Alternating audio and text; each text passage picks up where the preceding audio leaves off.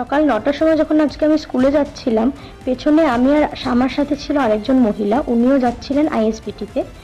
সামনে বসেছিল এই মদমাতাল একটা লোক, যে লোকটা সামনে বসে হাতটা পেছনে দিয়ে মেয়েদের সাথে এই কুলাঙ্গার অ্যাক্টিভিটিসগুলো করছিল।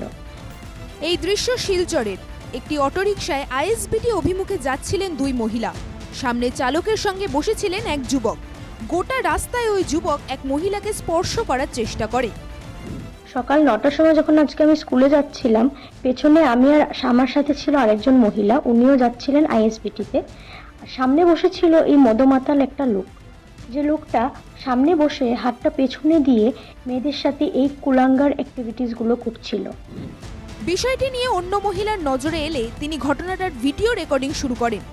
এরপর বিষয়টি নিয়ে ওই মহিলা সরব হলে অটোচালক অভিযুক্ত যুবককে অটো থেকে নামিয়ে দেন। আমি ওই মোমেন্টে কিছু বলিনি। আমি ভেবেছি যে প্রথমে আমি রেকর্ড করি জিনিসটা, কারণ বাই এনি চান্স যদি ও আমার উপরে ক্ষেপে যায় যে আমি কেন ওর উপরে চার্জ করছি, তাই আমি ওই মোমেন্টে আমি এরকমভাবে ওকে রেকর্ড করেছি।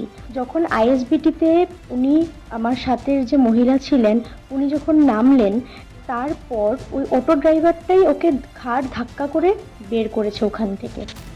রাতের আধার নয়, দিন দুপুরের শিলচরের রাজপথে একজন মহিলাকে এভাবে শ্লীলতাহানির চেষ্টায় তীব্র প্রতিক্রিয়া। প্রশ্ন উঠেছে মহিলাদের নিরাপত্তা নিয়েও। আমি জাস্ট এটাই অদ্ভুত মানি, এই সকালবেলায় ৯টার সময় এরকম সাহসটা আসে কি করে? একটা মেয়ে কাজে যাচ্ছে, সে কাজে যাওয়ার সময় সেফ না?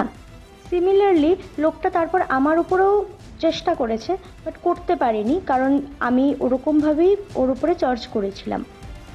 ইতিমধ্যে এই ঘটনা নিয়ে সমাজ মাধ্যমে শুরু হয়েছে জোরালো আলোচনা। অনেকে কাছাড় পুলিশের দৃষ্টি আকর্ষণ করেছেন।